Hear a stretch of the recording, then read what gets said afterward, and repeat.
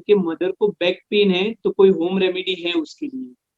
Okay, शरीर में कहीं पे भी पेन होता है वो वायु की वजह से होता है। जब वायु डिस्टर्ब हो जाएगा तभी वो पेन क्रिएट करेगा। तो वायु बढ़ाने वाले द्रव्यों को डाइट में कम करना होगा। उसमें 3 चीज सबसे महत्वपूर्ण है। नंबर 1 है आलू, मतलब पोटैटो नहीं खाने चाहिए।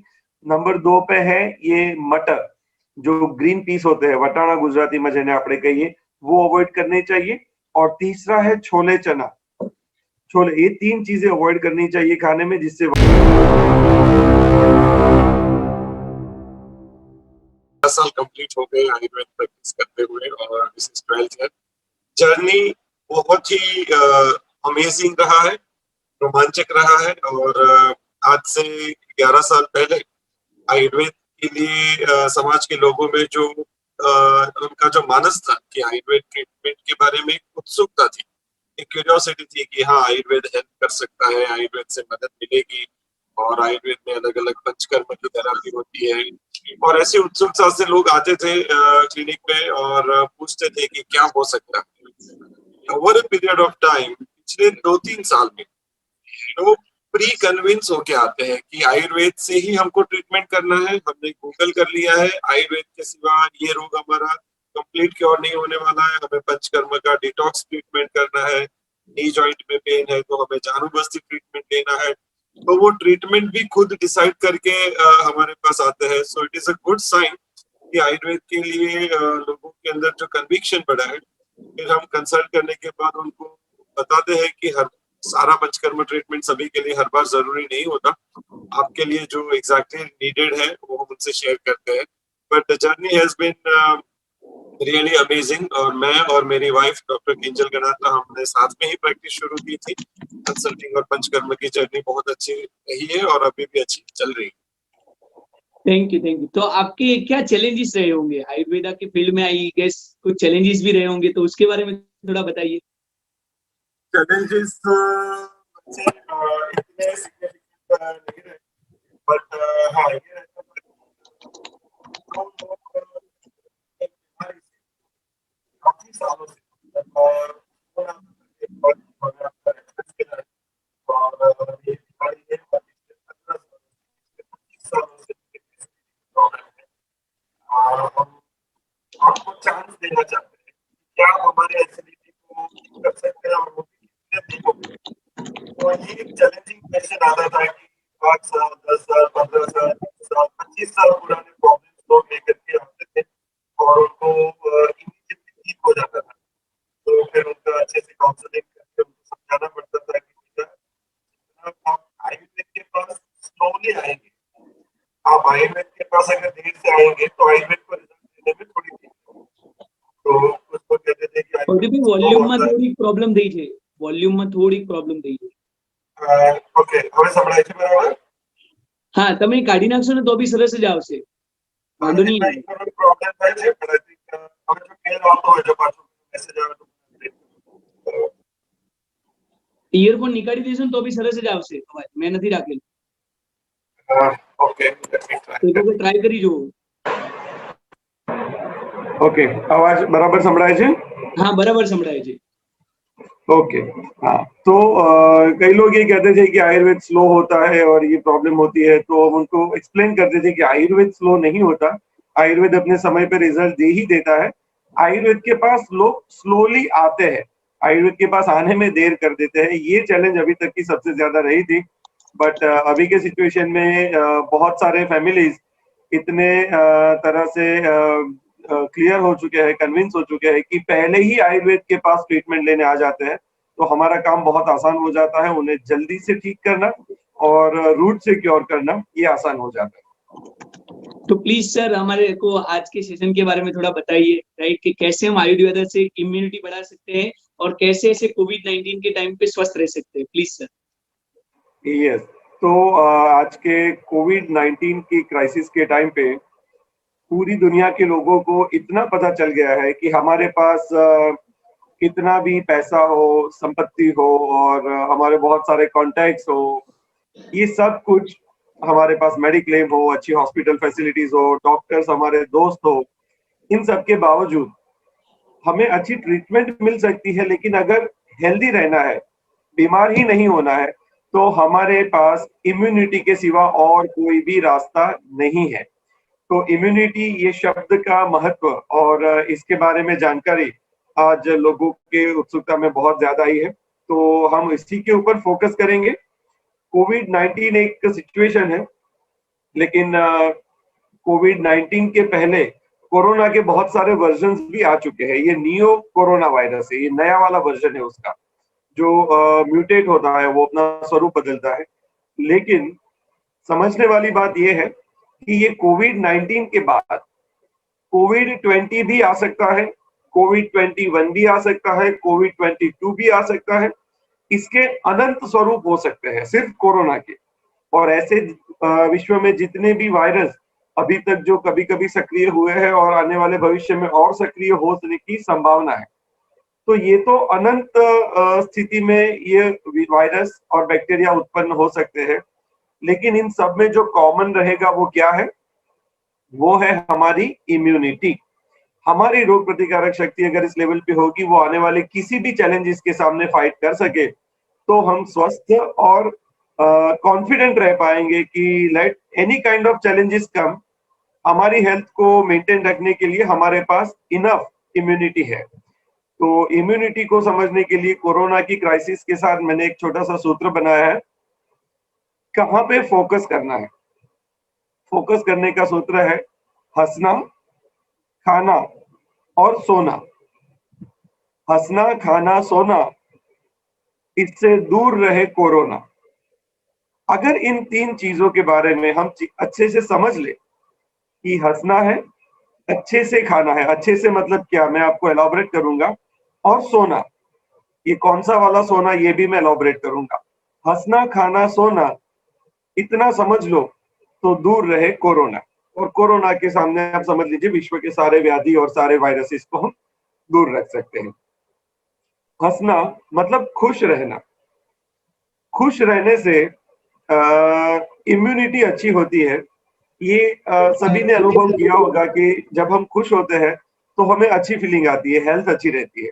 और मेरा क्लिनिकल एक्सपीरियंस ये कहता है कि जिन लोगों को क्रोनिक डिसीज होते हैं, बहुत सालों से पैर में दर्द होता है, एसिडिटी की प्रॉब्लम, माइग्रेन का प्रॉब्लम, शरीर जकड़ गया, नींद नहीं आती, भूख नहीं लगती, ऐसे क्रोनिक प्रॉब्लम्स, लेकिन जब वो लोग कहीं वेकेशन पे जाते हैं कि 15 दिन के लिए कहीं घूमने गए, 1-2 महीने के लिए कहीं विदेश घूमने गए, और वापस आने के बाद जब कंसल्टिंग में वो बताते हैं कि डॉक्टर साहब हम आपकी दवाई वगैरह ले गए थे, लेकिन 2-3 दिन के बाद हमारे सारे प्रॉब्लम जैसे गायब हो गए। हमारे घुटनों में दर्द था, हम थोड़ा भी चल नहीं सकते थे, लेकिन वहां पे हम घूमने गए तो रोज 3-3, 4-4 घंटे हम चलते थे, लेकिन ना पैर में सूजन होती थी और ना ही पैर में दर्द होता था। लेकिन जब वापस आ गए, 1 हफ्ते बाद फिर से वही सारे प्रॉब्लम शुरू हो गए। तो दोस्तों समझने वाली बात यह है कि जब हम घूमने जाते हैं, जब हम रिलैक्स होते हैं, किसी तरह का स्ट्रेस नहीं होता और हमारा ऑब्जेक्टिव होता है, जब हम घूमने जाते हैं तो हमारा ऑब्जेक्टिव है खुश रहना, प्रसन्न रहना। और क्योंकि हम खुश हैं और प्रसन्न हैं, इम्यूनिटी 10 आउट ऑफ 10 100% लेवल पे काम करती है, और इसलिए उस टाइम के लिए हमारे बॉडी में जो भी कुछ कॉम्प्लिकेशंस या चैलेंजेस है, उसके सामने वो फाइट कर देती है। तो हंसने से, खुश रहने से इम्यूनिटी बढ़ती है, ये पक्का है।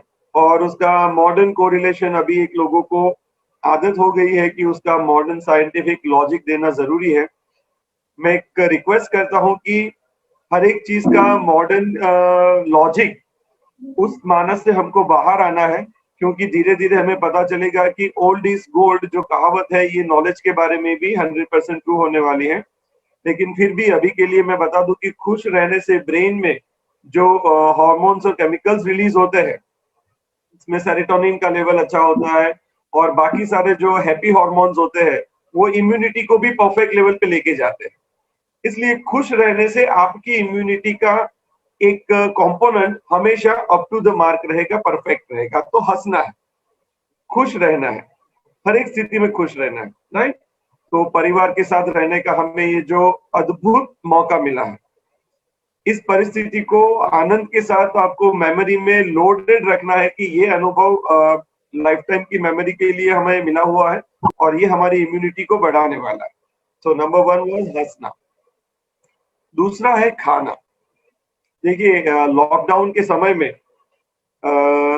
खाना ये सबसे महत्वपूर्ण चीज है, क्योंकि परिवार में जो रसोई बनाने वाले हैं, माता है, पत्नी है, बहन है, बेटी है, बहू है, उनके लिए एक अवसर है कि वो अपने हाथों से प्यार भरी अच्छी अच्छी रेसिपीज आपको खिलाए और परिवार के लोग जो ज्यादातर फ्री है वो प्यार से और आराम से खाना खाएं और खाना खाने के बाद उनके खाने की प्रशंसा भी करें, क्योंकि ये ऐसा समय है कि लोग आराम से खाना खा रहे हैं और एंजॉय भी करते हैं कि अरे वाह हमारे घर पे तो बहुत अच्छा खाना बनता है। तो जो रसोई बनाते हैं घर पे पत्नी या माता या बहन या बेटी, वो कहते हैं कि ये खाना हमेशा इतना मीठा ही होता है, आप अभी पहली बार इसे शांति से उसका आनंद ले रहे हैं इसलिए आपको अच्छा लग रहा है। बट खाना और खाने से इम्यूनिटी का जो रिचार्ज होता है, इम्यूनिटी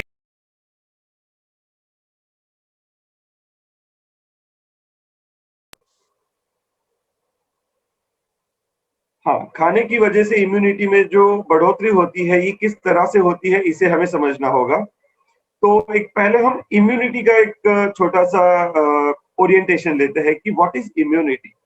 दोस्तों आप में से ज्यादातर लोगों ने लाइफ में वैक्सीन लिए होंगे, जब आप छोटे होंगे फिर उसके बूस्टर डोज और फॉलो अप और कुछ नए नए वैक्सीन निकलते हैं। तो ये वैक्सीन कैसे काम करते हैं? वैक्सीन में स्पेसिफिक वायरस या बैक्टीरिया को इनएक्टिव करके या तो वायरस बैक्टीरिया को डेड करके या उनके कुछ कंपोनेंट्स को लेकर के हमारे शरीर में अल्प मात्रा में इंसर्ट किया जाता है वैक्सीन में। और जैसे ही उसका ये इनएक्टिव स्वरूप वैक्सीन के तौर पे शरीर में आता है, ये बाहर से आने वाला वैक्सीन का स्वरूप या इन्फेक्शन, इसे कहते हैं पैथोजन। जैसे ये पैथोजन बॉडी में इंट्रोड्यूस होता है, हमारे शरीर का रोग प्रतिकार तंत्र, इम्यूनिटी सिस्टम एक्टिवेट हो जाता है, अलर्ट हो जाता है। उसे पता चल जाता है कि शरीर में ऐसा कुछ एंटर हुआ कि जो हमारे स्वास्थ्य को नुकसान करने वाला है। तो हमारी इम्यूनिटी उसके सामने फाइट करने के लिए बहुत सारे सोल्जर्स क्रिएट करती है, एंटीबॉडी जिसे कहा जाता है। तो कोई भी इंफेक्शन डेवलप हुआ या कोई भी वैक्सीन शरीर में आई, हमारी इम्यूनिटी इमीडिएटली उसके इमीडिएट रिस्पॉन्स में बहुत सारे एंटीबॉडीज सोल्जर्स क्रिएट करती है। तो अगर ये इन्फेक्शन पहली बार हो रहा है तो इम्यूनिटी को एग्जैक्टली पता नहीं है कि इस वैक्सीन या इस वायरस या इस इन्फेक्शन के सामने फाइट कैसे किया जाए। तो इम्यूनिटी अपनी इंटेलिजेंस से, इम्यूनिटी की अपनी बुद्धि होती है, इम्यूनिटी की अपनी एक इंटेलिजेंस होती है। तो इम्यूनिटी अपनी इंटेलिजेंस से स्पेसिफिक एंटीबॉडीज, ऐसे सोल्जर्स प्रिपेयर करता है जो इन्फेक्शन के सामने फाइट करने की कैपेसिटी रखते हैं। तो पहले राउंड में, दूसरे राउंड में, तीसरे राउंड में जितना हो सके उतना जल्दी उस वायरस या बैक्टीरिया के सामने फाइट करने वाला एग्जैक्ट एंटीबॉडी हमारी इम्यूनिटी डेवलप कर देती है और तब वो इन्फेक्शन जीरो हो जाता है, राइट। तो ये वैक्सीन जैसे शरीर में गया और उसके सामने फाइट करने वाले, एग्जैक्ट फाइट करने वाले सोल्जर्स, जैसे कि बहुत सारे ताले होते हैं, लॉक, और हर एक ताले की अपनी एक चाबी होती है कि जैसा लॉक वैसी चाबी, तो जैसा वायरस वैसा ही एंटीबॉडी शरीर को प्रोड्यूस करना होता है, इम्यूनिटी को प्रोड्यूस करना होता है। तो जब वैक्सीन दी गई तब ये जो एंटीबॉडी प्रोड्यूस हुआ, इस पूरी घटना को इम्यूनिटी के मेमोरी सेल्स होते हैं जिसे एम सेल कहा जाता है, एम फॉर मेमोरी। तो इम्यूनिटी अपनी मेमोरी में इस चीज को स्टोर कर लेती है, जो इम्यूनिटी ने अपने इंटेलिजेंस से डेवलप किया था उस प्रोटोटाइप को, कि ऐसा वायरस अगर फ्यूचर में आएगा तो एग्जैक्टली कैसे सोल्जर्स बनाने हैं, एंटीबॉडीज कैसे बनाने हैं, ये उसकी मेमोरी में उसका कोडिंग सेट हो जाता है। तो एक बार वैक्सीन ले ली तो फ्यूचर में अगर ऐसा कुछ इन्फेक्शन आया तो बॉडी आसानी से उसके सामने फाइट करने वाले सोल्जर्स को क्रिएट कर सकता है। दो महत्वपूर्ण चीजें यहाँ पे हमें समझनी होगी। इम्यूनिटी को इन्फेक्शन के सामने फाइट करने के लिए जो सोल्जर्स बनाने पड़ते हैं, एंटीबॉडीज बनाने पड़ते हैं, इसके लिए इम्यूनिटी को चाहिए न्यूट्रिशन, पोषण। और ये न्यूट्रिशन और पोषण कहाँ से मिलेगा? ये मिलेगा हमारे भोजन से। हमारे भोजन में से जितना भोजन डाइजेस्ट होगा और उस डाइजेस्ट हुए भोजन के बाद उसका न्यूट्रिशन का एक क्वांटिटी इम्यूनिटी को भी मिलेगा। सो नंबर 1 है न्यूट्रिशन, जो कि इम्यूनिटी को उसकी जरूरत पड़ेगी नए सोल्जर्स बनाने के लिए, एंटीबॉडीज के लिए। और दूसरी महत्वपूर्ण चीज, इम्यूनिटी की जो मेमोरी है, मेमोरी सेल्स को ये चीजें याद रखनी है कि ऐसे पैथोजेंस के सामने, वायरस के सामने, बैक्टीरिया के सामने फाइट कैसे करना है। इसकी मेमोरी भी अच्छी होनी चाहिए। तो अच्छा पोषण और अच्छी मेमोरी, ये दो चीज हमें खाने के साथ कनेक्ट करनी है। और खाने में भी दो उसके हिस्से हैं, खाना और पानी का पीना, ये दोनों चीज। तो हम पहले खाने की बात करते हैं। देखिए, खाना हम सबको पसंद है और सबको अच्छे से दिन में 2 बार भूख लगे तो समझना है कि हमारी डाइजेस्टिव सिस्टम ठीक काम कर रही है। इस डाइजेस्टिव सिस्टम का जो आयुर्वेदिक टर्मिनोलॉजिकल वर्ड है वो है अग्नि, वो है जठराग्नि। मित्रों, आपको पता ही होगा कि हमारे भारतीय परिवार में जठराग्नि शब्द कोई नया शब्द नहीं है। जिनको भूख नहीं लगती वो कहते हैं कि मेरा जठराग्नि थोड़ा मंद हो चुका है, जठराग्नि थोड़ा डाउन है। क्योंकि सबको पता है कि भोजन करने के लिए भूख का लगना आवश्यक है, और भूख लगी इसका मतलब है जठराग्नि एक्टिवेट हो गया। और ये जठराग्नि एक्टिवेट हुआ, उसे आहार की आहुति, उसमें भोजन देना बहुत आवश्यक होता है। तो हमारे शरीर में जब भूख लगने के बाद हम जो भोजन लेते हैं, जो डाइट हम लेते हैं, उसे डाइजेस्ट करने की जो रिस्पॉन्सिबिलिटी जिसकी है उसका नाम है जठराग्नि।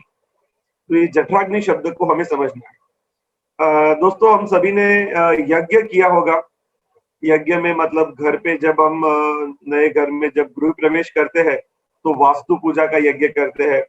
जिनके विवाह संस्कार हुए होंगे, जिनका वेडिंग का एक्सपीरियंस है, जिन्होंने लग्न किए हुए हैं, उन्हें पता है कि विवाह के संस्कार के समय भी एक यज्ञ होता है। तो ये जो यज्ञ में जो अग्नि प्रज्वलित होता है, ऐसा ही अग्नि हमारे शरीर में होता है जिसे कहते हैं जठराग्नि। तो प्रैक्टिकली जो बाहर हम यज्ञ करते हैं उसमें यज्ञ में हम आहुति डालते हैं, कुछ लोग बोलते हैं आहुति डालते हैं, और आहुति के बीच बीच में हमें क्या ऐड करना पड़ता है? घी। Very good. और आपको याद होगा जो पंडित जी और जो महाराज जो यज्ञ की सामग्रियां मंगवाते हैं उसमें सिर्फ घी नहीं मंगवाते, कौन सा घी मंगवाते हैं? गाय का घी। एग्जैक्टली। तो घी या गाय का घी अग्नि में हम जब ऐड करते हैं उससे अग्नि प्रज्वलित होता है, एक्टिवेटेड होता है, और फिर हम उसमें आहुति डालते हैं। तो हम जब भी भोजन करेंगे तो उसमें साथ साथ में घी का होना आवश्यक है। तो हमारे भोजन में अगर जो दाल और सब्जी में जो तड़का लगता है, जिसे हम कुक करते वक्त यूज करते हैं, वो रोटी के ऊपर हम घी अप्लाई करते हैं, चावल में, खिचड़ी में हम घी ऊपर से ऐड करते हैं।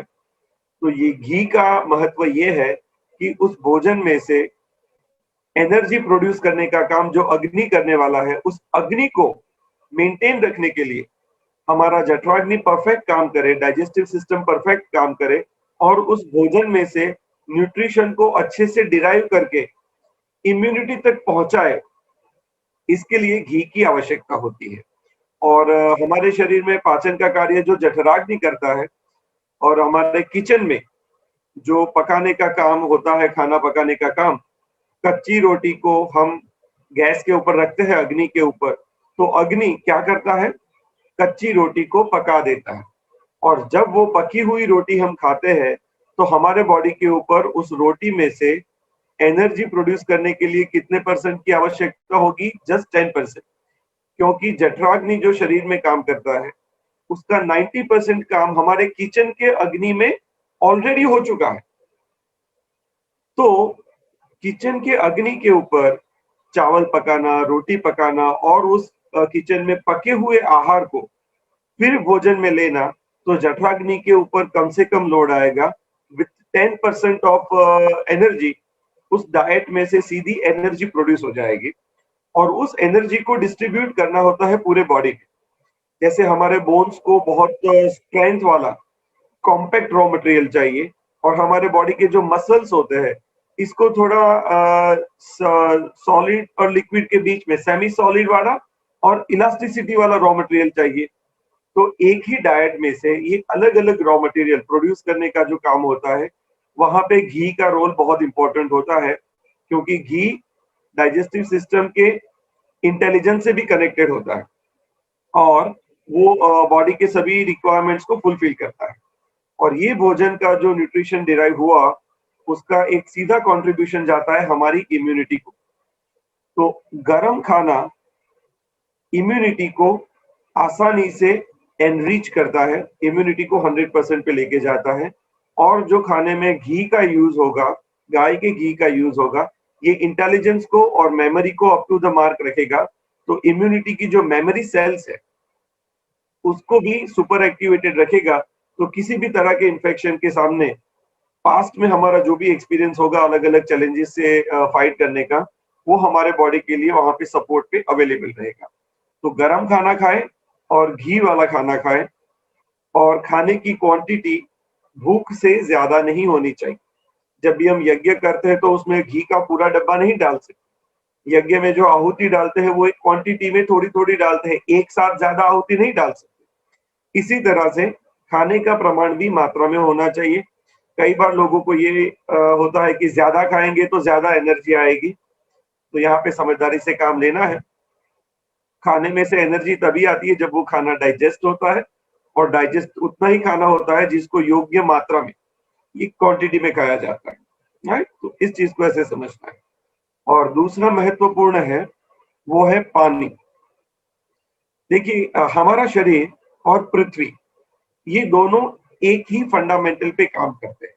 इनके आधारभूत सिद्धांत एक जैसे हैं, फंडामेंटल प्रिंसिपल्स आर सेम। और जैसे पृथ्वी पे कितने % पानी है? 70%। वैसे ही ह्यूमन बॉडी में पानी का प्रमाण कितना होता है? 70%। Very good. So this is showing the similarity between the planet earth and human body. तो हमारे शरीर में 70% पानी होता है, और वही जो फ्लूइड का बेस है वो हमारे शरीर के अंदर, हम जो खाना खाते हैं उसमें से जो न्यूट्रिएंट्स डिराइव होते हैं वो टिश्यू के अंदर जाते हैं, टिश्यू से बाहर आते हैं। ये सारा जो मामला होता है उसका प्लेटफॉर्म क्या है? That is water. ये जो फ्लूइड होता है उसी के बेस से ये सारे न्यूट्रिशन के ट्रांजैक्शंस होते हैं, और हमारे बॉडी में टिश्यू के अंदर जो एनर्जी प्रोड्यूस होती है, एनर्जी प्रोड्यूस होने के बाद जो टॉक्सिन्स क्रिएट होते हैं उन्हें डिटॉक्स करने का काम भी यही माध्यम से होता है, पानी के माध्यम से। इसे एक कहावत है कि बहता जल सदा निर्मल, गुजराती में कहावत है वहतु जल सदा निर्मल। तो जो पानी सतत बहाव में होता है, बहता रहता है, उस पानी में कोई भी इन्फेक्शन या उसमें कुछ भी कॉम्प्लिकेशंस नहीं आते। वो पानी प्योर रहता है जब वो बहता रहता है। जैसे हमें पता है कि हिमालय से जो निकलने वाली नदियां हैं और जो झरने होते हैं, स्ट्रीम्स होते हैं, वो जो बहते रहते हैं वो हमेशा प्योर फॉर्म में होते हैं। दोस्तों हमारे शरीर में प्योरिटी मतलब हेल्थ, इम्यूनिटी तभी अच्छे से रह सकती है जब हमारे शरीर के अंदर जो रियल टाइम मूवमेंट है, गति है, वो एक रिदम पे होनी चाहिए। और उसके दो मेजर सोर्स है। एक हमारे हार्ट बीट, हमारे हृदय के स्पंदन, उसकी इफेक्ट से हमारे शरीर में एक गति मेंटेन रहती है। और उसे रियल टाइम सपोर्ट चाहिए होता है, वो है ब्रीदिंग का, हमारे श्वसन का। जो सांस हम लेते हैं और हमारे हार्ट बीट होते हैं, ये दोनों चीज हमारे शरीर की नॉर्मल गति को मेंटेन रखते हैं। और वो जो गति का जो पूरा एक्शन होता है वो कहाँ पे होता है? हमारे शरीर के फ्लूइड के ऊपर होता है, पानी के ऊपर होता है।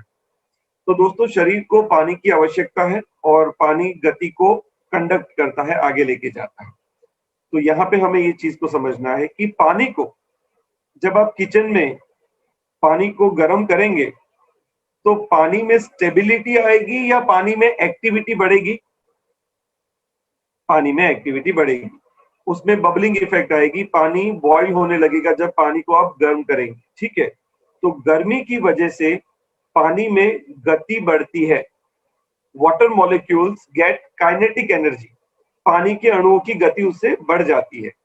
और पानी को आप रेफ्रिजरेटर में रखिए तो क्या होगा, ये पानी जिसे हम रेफ्रिजरेटर में रखते हैं उनके वाटर मॉलिक्यूल में एक्टिविटी कम हो जाती है और वो फ्रीज हो जाती है।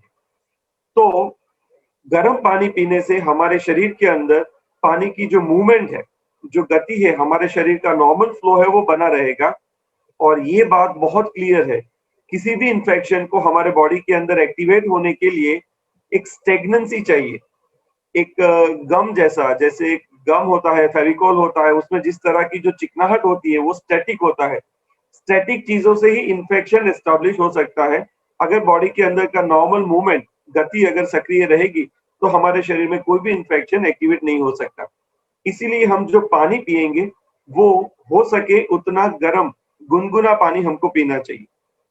अभी गर्मी की सीजन शुरू हो रही है तो पूरा दिन गर्म पानी बहुत लोगों को कंफर्टेबल नहीं रहेगा, लेकिन सुबह के टाइम पे आप गर्म पानी पीजिए और हो सके तो 2 ग्लास पानी को गर्म करके 1 ग्लास तक लाइए और उस पानी को गुनगुना होने के बाद आप पीजिए। और ऐसा ही आप एक बार शाम को कीजिए सूर्यास्त के बाद। ये 2 टाइम करने से हमारे बॉडी की जो मूवमेंट है, एक्टिविटी है, वो नॉर्मल रहेगी और कहीं पे भी इंफेक्शन एस्टेब्लिश होने के कोई चांस नहीं रहेंगे। और तीसरा जो महत्वपूर्ण कंसेप्ट है, हंसना, खाना और सोना। तो सोना, ये बहुत सारे लोगों को पता होगा कि सोना मतलब आंखें बंद करके सोना, और जो गोल्ड ज्वेलरी के फॉर्म में जो होता है सोना, यस, ये दोनों ही हमारी सबसे बड़ी मूड़ी है, हमारी सबसे बड़ी ताकत है। दोस्तों, सोना जो होता है वो कुछ लोगों को लगता है कि हम दिन में कभी भी सोएंगे तो चलेगा, 24 घंटे में से कोई भी 7-8 घंटे नींद करेंगे तो चलेगा, लेकिन ऐसा बिल्कुल नहीं है। व्हीकल होता है हम सभी के पास और हर एक व्हीकल का एक मेंटेनेंस का प्रोटोकॉल होता है, क्योंकि उसके मशीन को 3 महीने बाद, 6 महीने बाद, 1 साल के बाद मेंटेनेंस में डालना पड़ता है, उसे हम सर्विस के लिए रखते हैं, ऐसा हम बोलते हैं, राइट। तो उसका एक प्रोटोकॉल होता है, कुछ 1000 किलोमीटर के बाद या कुछ महीने बाद उसको सर्विसिंग के लिए बेचना चाहिए। तो ह्यूमन बॉडी जो है ये वर्ल्ड का मोस्ट कॉम्प्लिकेटेड और मोस्ट सोफिस्टिकेटेड मशीन है। इसमें एनर्जी प्रोड्यूस होती है और यूटिलाइज होती है, और इसका मेंटेनेंस प्रोटोकॉल जो होता है उसे कहते हैं रात की नींद। तो सोना, ये कब सोना चाहिए? रात को सूर्यास्त के आजू बाजू आपका रात्रि का भोजन खत्म हो जाए और उसके 3 घंटे बाद, मतलब 10 के 10:30 बजे के आजू बाजू अगर आप सोएंगे, वो नींद हमारे बॉडी के पूरे दिन के वेयर एंड टेयर के रिपेयर को री एस्टैब्लिश करेगी, उसको रिपेयर करेगी। और ये रिपेयरिंग का जो काम होता है किसी भी गाड़ी का या मशीन का, उसके लिए इंजन को शट डाउन करना पड़ता है। चालू व्हीकल में हम उसको मेंटेन नहीं कर सकते, उसको रिपेयर नहीं कर सकते।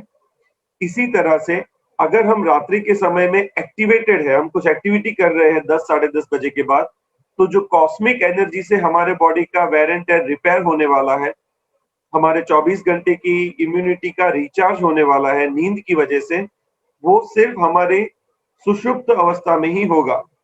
Only if we are in sleeping mode, तभी कॉस्मिक एनर्जी से हमारे बॉडी में इम्यूनिटी का रिचार्ज होगा। ओके, और सुबह सूर्योदय तक हमें अच्छे से नींद लेनी चाहिए और सूर्योदय के पहले पहले या सूर्योदय के साथ हमें उठ जाना चाहिए।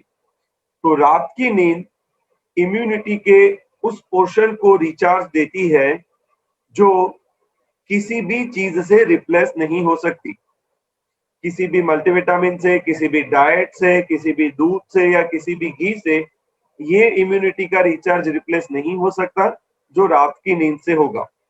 तो इस बात को समझना बहुत आवश्यक है। हंसना, खाना, रोना, सोना, दूर रहेगा कोरोना, इन 3 चीजों से हमारी इम्यूनिटी को हम एस्टैब्लिश करके रख सकते हैं। और अभी के इन्फेक्शन के माहौल को तो छोड़ दीजिए, आने वाले फ्यूचर के कोई भी इन्फेक्शन होंगे उसके सामने फाइट तो हमारी इम्यूनिटी को ही करना है। तो ऐसा कहा जाता था कि जब आग लगे और फिर कुआं खोदना, ये कोई समझदारी की बात नहीं है।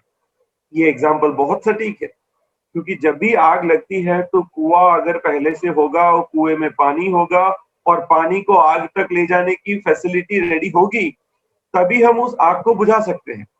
इसी तरह से इम्यूनिटी को एकदम से, जैसे अभी एकदम से कुआं नहीं खोद सकते, तो कुआं एक इम्यूनिटी की एग्जाम्पल के तौर पे है। इम्यूनिटी एक दिन में नहीं बनती, ये कुछ महीने कुछ सालों की रेगुलर प्रैक्टिस से बनती है।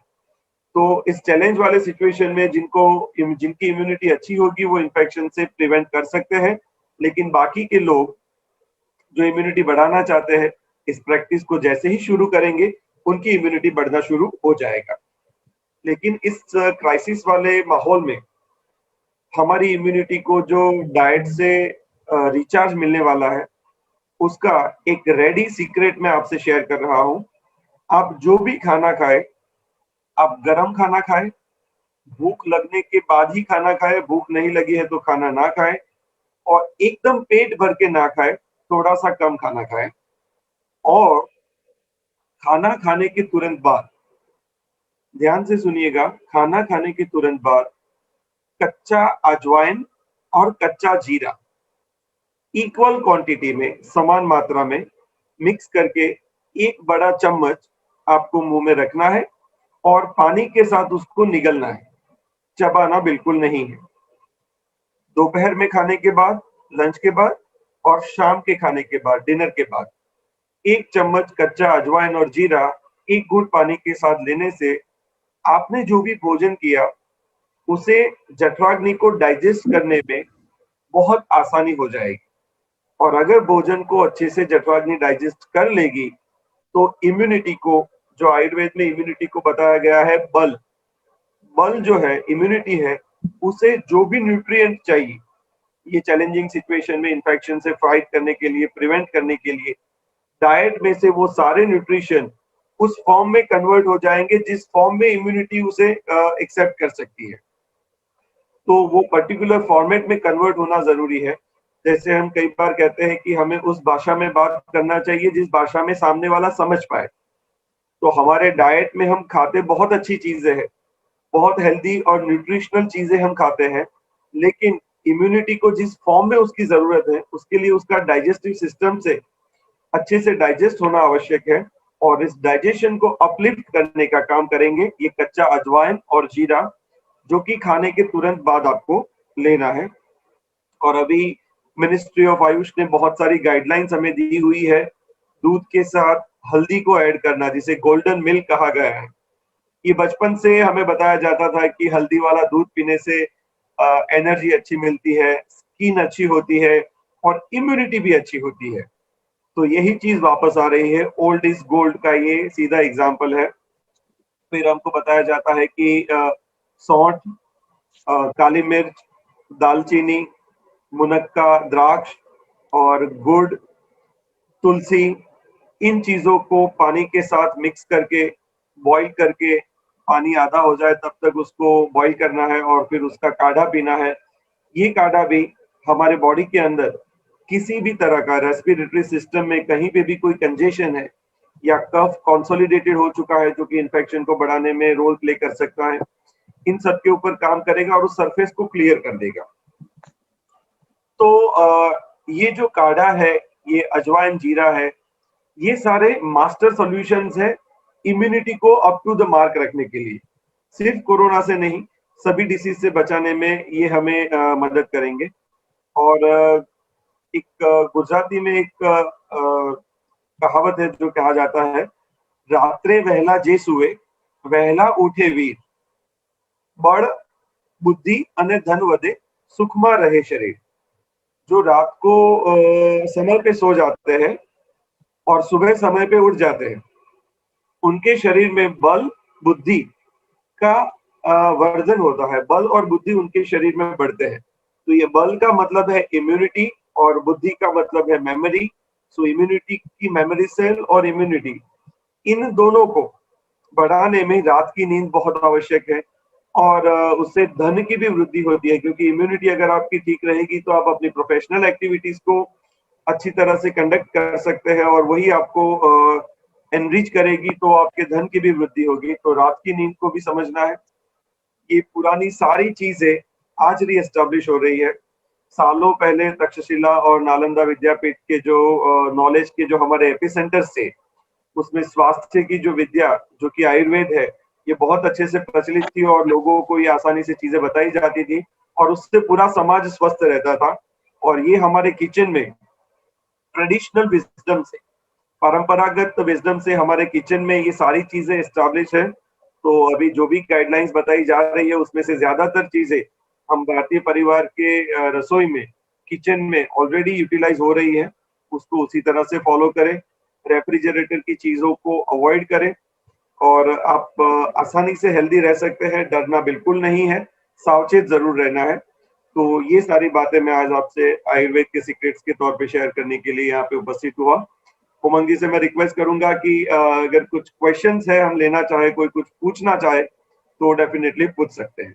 यस यस, हम सारे पार्टिसिपेंट्स को इनवाइट करते हैं कि अगर आपको इस सेशन के लिए कोई भी क्वेश्चंस है तो आप पूछ सकते हैं। भवदीप भाई आपको जरूर गाइड करेंगे उसके रिलेटेड।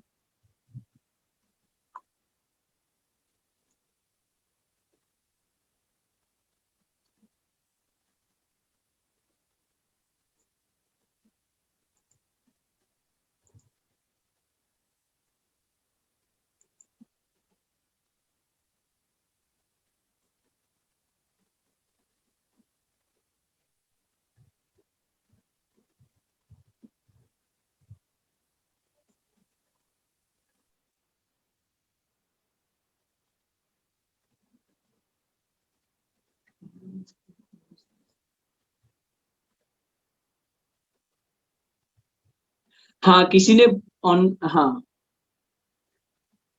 जस्ट मिनट, एक मिनट भवदीप भाई, आपका आवाज एक मिनट म्यूट हो गया है, मैं अनम्यूट कर देता हूँ। Just minute. QC,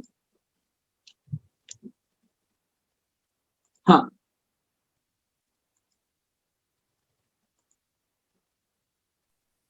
yes yes, okay, तो लॉकडाउन की वजह से कोकोनट वाटर नहीं मिल रहा है और यूरिन में जलन हो रही है, तो ये सीधे सीधे बता रहा है कि शरीर में पित्त का प्रमाण बढ़ा हुआ है, अग्नि तत्व का प्रमाण बढ़ा हुआ है। तो आपको मैं कुछ सुझाव देता हूँ, इसको आप अच्छे से समझ लीजिए। अभी जो मैंने आपको सबको बताया, जनरल सजेशन था कि खाना खाने के बाद कच्चा अजवाइन और जीरा लेना है। लेकिन अगर शरीर में जलन हो रही है, यूरिन में जलन हो रही है, तो आपको सिर्फ कच्चा जीरा लेना है 1 बड़ा चम्मच, और साथ में आपको 2 इलायची, इलायची घर में डेफिनेटली होगी, 2 इलायची में से जितने दाने निकले उतने दाने आपको लेने हैं खाना खाने के तुरंत बाद। 1 बड़ा चम्मच जीरा और 2 इलायची के दाने आप ले लीजिए। और दूसरा आपको ये करना है कि जो बेकिंग सोडा पाउडर होता है, खाने का सोडा, तो 1 teaspoon baking soda powder 1 cup पानी के साथ उसमें आप डिसॉल्व करके उसको मिक्स करके सुबह एक बार खाली पेट लीजिए, शाम को एक बार खाली पेट लीजिए। और ऐसा आपको सिर्फ 5 दिन करना है, 5 से ज्यादा दिन नहीं करना है। और तीसरी महत्वपूर्ण चीज, ये सभी के लिए है जिनके शरीर में जलन हो। पित्त जब बढ़ जाता है और वो बॉडी के नॉर्मल टिश्यूज के साथ इंटरेक्ट करता है, तब पित्त जलन कर सकता है। यूरिन में जलन हो सकती है, आंख में जलन हो सकती है, मुंह में छाले पड़ सकते हैं, स्किन के ऊपर रेडिश स्पॉट आ सकते हैं। ये सारे लक्षण शरीर में पित्त का प्रमाण बढ़ा हुआ है ऐसे बताते हैं। पित्त की वजह से कई बार हेडेक होता है जो अनबेरेबल होता है। इन सभी स्थितियों में जो चीज पित्त को बढ़ाती है उनका इंटेक हमें कम करना पड़ेगा। तो पित्त को बढ़ाने वाली चीजें कौन सी है? जो चीज स्वाद में ज्यादा खट्टी हो, जो चीज स्वाद में ज्यादा तीखी हो, और कच्चा नमक, ये 3 चीजें पित्त को बढ़ाती है। तो ज्यादा खट्टे फ्रूट्स आप अवॉइड कीजिए, ज्यादा स्पाइसी चीजें, ज्यादा जो स्ट्रॉन्ग है उसे आप अवॉइड कीजिए, और कच्चा नमक जो बटर मिल्क में ऊपर से ऐड करते हैं और कई बार ये सलाद के ऊपर स्प्रिंकल करते हैं, उसको अवॉइड करना चाहिए। तो यहाँ पे एक कमेंट में यह है कि अगर बेकिंग सोडा पाउडर ना मिले तो इनो चलेगा क्या? इनो नहीं चलेगा, सिर्फ बेकिंग सोडा पाउडर, और ये किराने की सभी दुकान में, ग्रोसरी में अवेलेबल है हर जगह पे। आप उसको मैनेज करेंगे तो वो आपको ज्यादा हेल्प करेगा। लेकिन इनो इसमें काम नहीं करेगा, उसमें ऑलरेडी नींबू के फूल होते हैं विच इज वेरी स्ट्रॉन्ग, वो बहुत खट्टा होता है, वो आप ना ले तो अच्छा है। अच्छा भौदीप भाई, किसी ने यहाँ पे ऑनलाइन यूट्यूब पे ये पूछा है कि क्या लेमन वाटर से कोरोना में कोई फर्क होता है, मतलब इज इट यूजफुल और anything like that? Okay, very good question, क्योंकि बहुत जगह पे ये चीजें आ रही है कि विटामिन सी खट्टी चीजें इम्यूनिटी को हेल्प करती है और कोरोना को तोड़ने में, क्योंकि कोरोना का जो स्ट्रक्चर बताया गया है उसके ऊपर जो एक लिपिड का लेयर होता है और खट्टी चीजों से वो टूट जाता है। ये एक बात बताने के लिए ठीक है, लेकिन सीधा ऐसा नहीं होता कि नींबू से कोरोना वायरस डिस्ट्रॉय हो जाएगा। जब हम वायरस की बात करेंगे तो ये बहुत अलग लेवल पे हो जाएगी। लेकिन अच्छे से इसको समझना है कि हमारा समतोल आहार होना चाहिए आयुर्वेद की तरह से, जिसमें मीठा, खट्टा, नमक, तीखा, कड़वा और तूरा, ये सभी बैलेंस डाइट होने चाहिए। इसमें खट्टा एक महत्वपूर्ण अंग है कि जो डाइजेशन को अच्छा करता है डेफिनेटली। और नींबू का शरबत आप 1 कप तक लेंगे तो चलेगा, आप मौसम्बी का जूस वगैरह भी ले सकते हैं। It is very helpful to increase the immunity, not to kill the corona virus. इसे समझना बहुत आवश्यक है।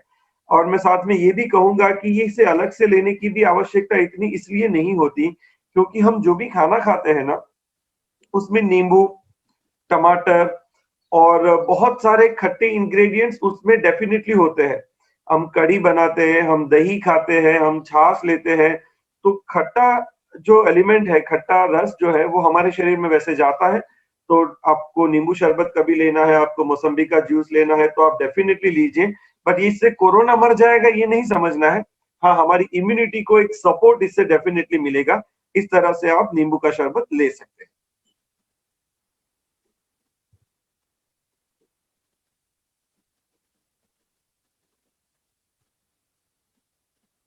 जनरल क्वेश्चन आया है कि कफ है 1 हफ्ते से, तो उसके लिए क्या कर सकते हैं? जनरल क्वेश्चन है। ओके ओके, देखिए कफ जो है ना, वायु पित्त और कफ, ये हमारे शरीर के बेसिक कंपोनेंट्स है जो हमारे बॉडी फंक्शंस को कंडक्ट करते हैं। जैसे समझाने के लिए, पुलिस है हमारे जो समाज में, भारत की जो पुलिस है, ये पुलिस का काम क्या होता है? सिटीजन्स की सुरक्षा करना, ठीक है। और ज्यादातर पुलिस वाले हमारे सिटीजन्स की सुरक्षा करते हैं, it is for our safety. लेकिन अगर कोई भी व्यक्ति अपनी ड्यूटी को ठीक तरह से नहीं करेगा, इट्स जस्ट एन एग्जांपल, किसी भी लेवल पे, और वो पॉल्यूट हो जाता है, करप्ट हो जाता है, तो करप्ट पर्सन उसी सोसाइटी को डैमेज भी कर सकता है। इसी तरह से वायु, पित्त और कफ ये हमारे बॉडी को कंडक्ट करने वाले हेल्दी एलिमेंट है। लेकिन अगर वो करप्ट हो जाएंगे तो उससे जो कफ प्रोड्यूस होगा वो करप्टेड कफ है, उसे शरीर बाहर निकालने का प्रयास करता है। तो अगर कफ का प्रमाण ज्यादा है तो इसका मतलब शरीर में ठंड का लेवल बढ़ चुका है, cooling has increase in the body.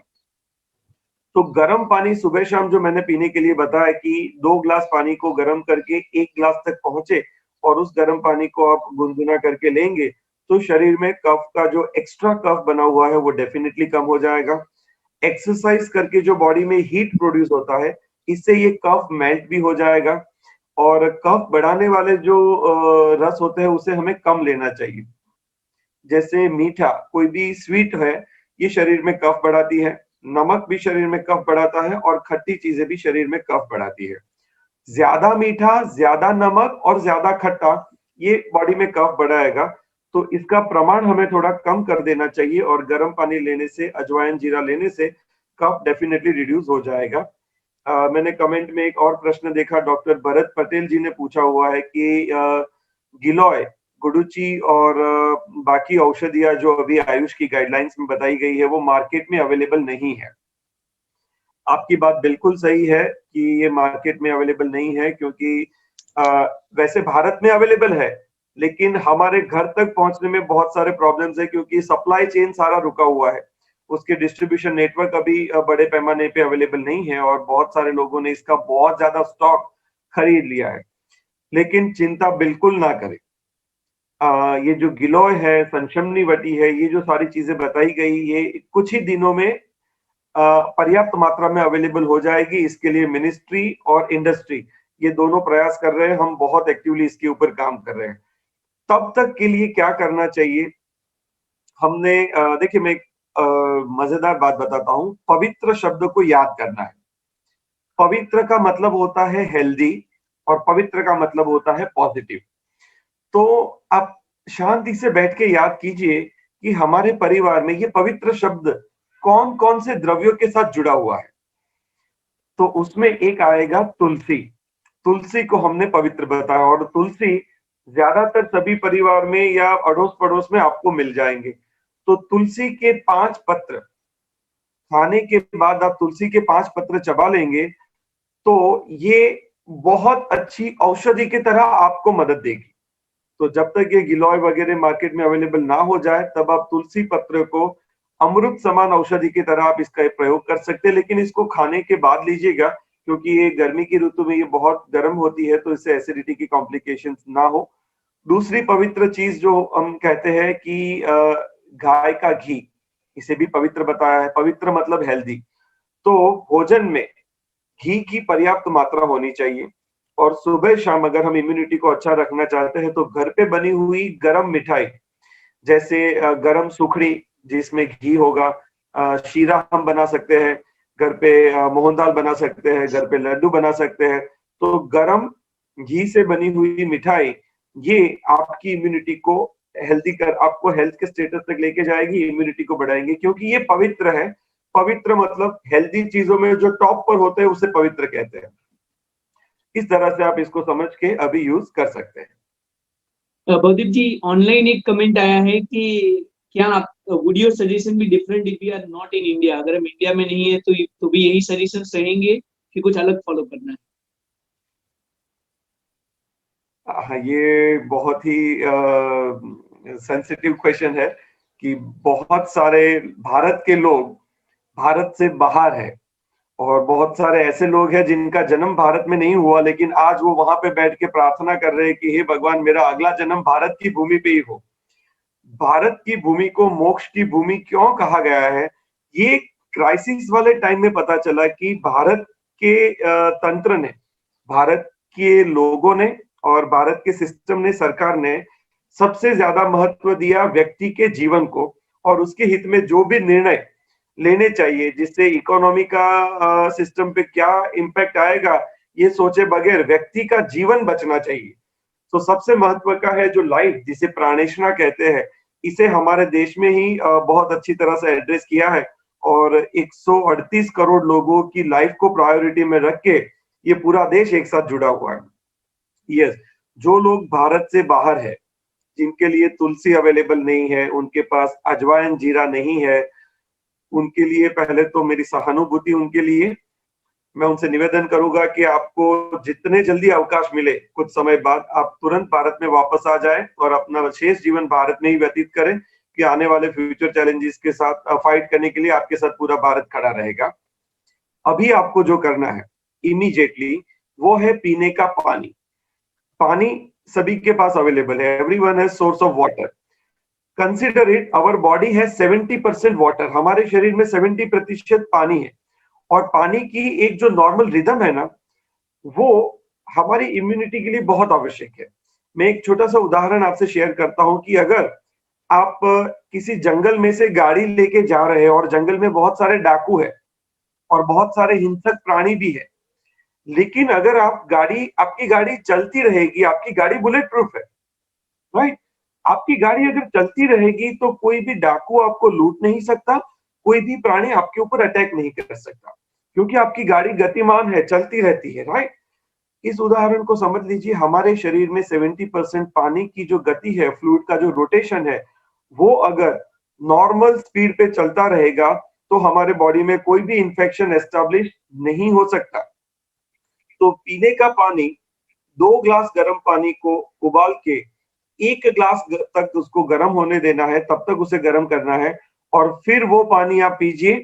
वो पानी आपकी इम्यूनिटी को ये गति के माध्यम से बहुत अच्छे से प्रिवेंट करेगा, बहुत सारे अटैक आपके टिश्यू के ऊपर होने ही नहीं देगा।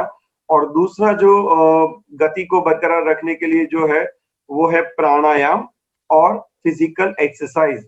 आप घर पे हैं तो घर पे आप सूर्य नमस्कार कीजिए, फॉरवर्ड बेंडिंग कीजिए, बैकवर्ड बेंडिंग कीजिए और हर एक पोस्चर में 10 से 15 सेकंड तक रुकिए।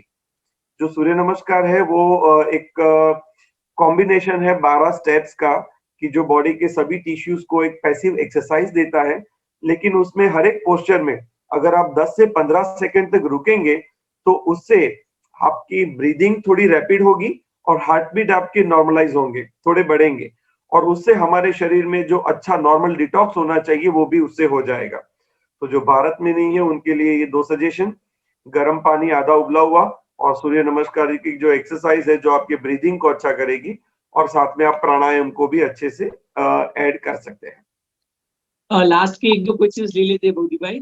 किसी ने पूछा है कि एक नॉर्मल पर्सन को कितना फूड लेना चाहिए, मतलब लंच और डिनर में, जनरल गाइडलाइंस अगर आप उसकी कुछ दे सके तो। ओके, ये बहुत ही प्रैक्टिकल क्वेश्चन है कि कई बार लोगों को लगता है कि मैं जो खाना खा रहा हूँ वो कम तो नहीं है और कई लोगों को लगता है कि शायद मैं ओवर ईटिंग तो नहीं कर रहा। तो आयुर्वेद में इसका एक मार्कर बताया हुआ है। खाना खाने के बाद अगर आपको कोई चुटकुला सुनाए और आप खुल के हंस पाए तो समझिए कि आपने एकदम क्वांटिटी में खाना खाया है, ज्यादा नहीं खाया, ओवर ईटिंग नहीं किया है। खाना खाने के बाद अगर आपको तेज गति से दौड़ना पड़े या चलना पड़े और आपके पेट में हैवीनेस ना लगे तो समझना है आपने योग्य क्वांटिटी में खाना खाया है। और खाना कम नहीं खाया उसका क्राइटेरिया क्या है? तो खाना खाते खाते अगर आप टीवी नहीं देख रहे, अगर आप मोबाइल नहीं देख रहे, अगर आप कोई सेंसिटिव डिस्कशन नहीं कर रहे, तो खाना खाते खाते अंदर से एक इंट्यूशन आता है कि हमने अभी आवश्यकता अनुसार खाना खा लिया है। तो अंदर से एक सजेशन आएगा कि आज के लिए इतना बस है, आप और खा सकते हैं, लेकिन आपके लिए जितना रिक्वायर्ड था उतना हो चुका है, डाइजेशन के लिए परफेक्ट है और वहां पे आप रुक जाइए। और आपने जब अपना लंच खत्म किया उसके 4 घंटे बाद, 4 से 6 घंटे बाद अगर आपको फिर से भूख लगेगी तो समझना है आपने ठीक खाया। आपने खाना खाया और 1-2 घंटे में फिर से भूख लग गई तो इसका मतलब डाइजेशन कम है और आप कम खाना खा रहे हैं। और आपने खाना इतना खाया कि 6-7 घंटे बाद भी भूख नहीं लग रही है, दैट मीन्स आपने ओवर ईटिंग किया। तो इस तरह से कॉन्शियस रह करके 1-2 हफ्ते बाद आपको पता चल जाएगा कि मेरी खाने की क्वांटिटी कितनी है जितना मेरा बॉडी डाइजेस्ट कर सकता है। ओके, लास्ट एक क्वेश्चन ले लेते हैं भौदीप जी। किसी ने पूछा है कि उनके मदर को बैक पेन है तो कोई होम रेमेडी है उसके लिए? ओके, शरीर में कहीं पे भी पेन होता है वो वायु की वजह से होता है। जब वायु डिस्टर्ब हो जाएगा तभी वो पेन क्रिएट करेगा। तो वायु बढ़ाने वाले द्रव्यों को डाइट में कम करना होगा। उसमें 3 चीज सबसे महत्वपूर्ण है। नंबर 1 है आलू, मतलब पोटैटो नहीं खाने चाहिए। नंबर 2 पे है ये मटर, जो ग्रीन पीस होते हैं, वटाणा गुजराती में जेने आपणे कहिए, वो अवॉइड करने चाहिए। और तीसरा है छोले चना, छोले, ये 3 चीजें अवॉइड करनी चाहिए खाने में जिससे वायु एक्स्ट्रा नहीं बढ़ेगा। और खाने में लहसुन की चटनी और हरे धनिया की चटनी, इसका प्रमाण बढ़ाना चाहिए। ये वायु को स्टेबल करने में आपको हेल्प करेगा। और खाना खाने के बाद 1 बड़ा चम्मच कच्चा मेथी दाना, दोपहर में भी और रात को भी 1 बड़ा चम्मच कच्चा मेथी दाना आप लीजिए 1 घूंट पानी के साथ। ये आपके बैक पेन को एड्रेस करने में बहुत हेल्प करेगा। और जितने पोर्शन पे पेन हो रहा है वहां पे गर्म पानी से जो हम सेक करते हैं, सिकाई करते हैं, हॉट वाटर फर्मेंटेशन बोलते हैं, ये इलेक्ट्रिक बैग से भी कर सकते हैं या गर्म पानी से भी कर सकते हैं। इतना करने से बैक पेन में काफी हद तक आराम मिलेगा। और सोने के पोस्चर को आपको देखना है कि वो स्लीपिंग पोस्चर की वजह से, गद्दा ठीक नहीं होने की वजह से तो ये प्रॉब्लम नहीं हो रही है, उसकी भी केयर इसमें करनी चाहिए।